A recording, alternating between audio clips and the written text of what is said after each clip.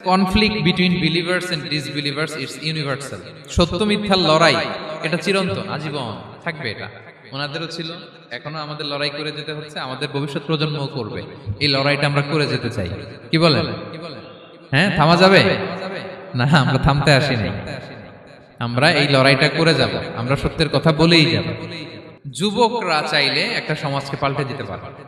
এই পৃথিবীতে যত বড় বড় বিপ্লব হয়েছে এগুলো যুবকরা এনেছে। তারা হচ্ছে সভ্যতা গড়ার কারিগর। আসহাবে কাহাফ আমাদের এই সময়ের নওজওয়ানদের জন্য প্রেরণা।